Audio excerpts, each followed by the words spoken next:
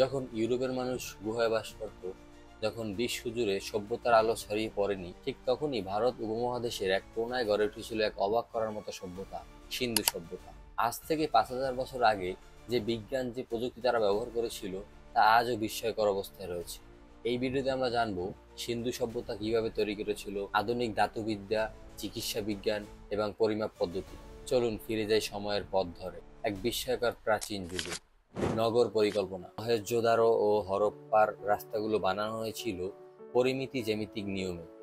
দোতলা বাড়ি, বিশাল স্নাগার, এমনকি প্রতিটি ঘরে ছিল ব্যক্তিগত টয়লেট।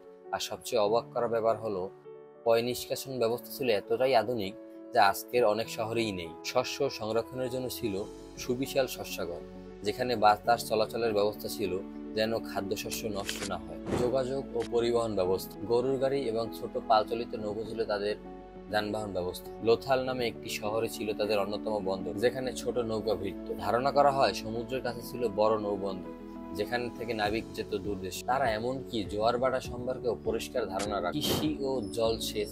তারা জানতো গ্রীষ্ম এবং শীত এই দুই বসন্তে দুই ধরনের ফসল তৈরি হয়। প্রাকৃতিক উপায়ে নতুন ধান প্রজাতি তৈরির পদ্ধতিও তারা জানত। অথচ তখন ছিল না কোনো জেনেটিক ইঞ্জিনিয়ারিং। তখন তারা খাল কেটে কৃত্রিম সেচ ব্যবস্থা তৈরি করেছিল, যা ফসল উৎপাদনের জন্য ব্যাপক কার্য। ধাতুবিদ্যা ও অলঙ্কার। তামা, সোনা, রূপা থেকে শুরু করে ল্যাপিস লাজুলি, পান্না কি ব্যবহার করেননি তারা তাপ প্রকৌশলী ব্যবহার করে চুন গলাতো, পুঁতি তৈরি করত এত নিখুঁতভাবে যে 1 মিলিমিটারের নিচে ব্যাস বিশিষ্ট পুঁতিও তারা কাটতে পারত। এমনকি স্বর্ণের বিশুদ্ধতা পরিমাপের জন্য তারা কষ্টিল পাত্র ব্যবহার করত। পরিমাপ ও গণিত। লোথাল থেকে পাওয়া হাতির দাঁতের স্কেল দিয়ে 1.6 মিলিমিটার পর্যন্ত মাপা যায়। তারা দশমিক সংখ্যা পদ্ধতি ব্যবহার করত এবং 5:2:1 অনুপাত ওজন পরিমাপ করত। প্রতিটি অঞ্চল অনুযায়ী ছিল আলাদা পরিমাপ পদ্ধতি। এতটাই উন্নত ছিল তাদের সংগঠিত সমাজ ব্যবস্থা।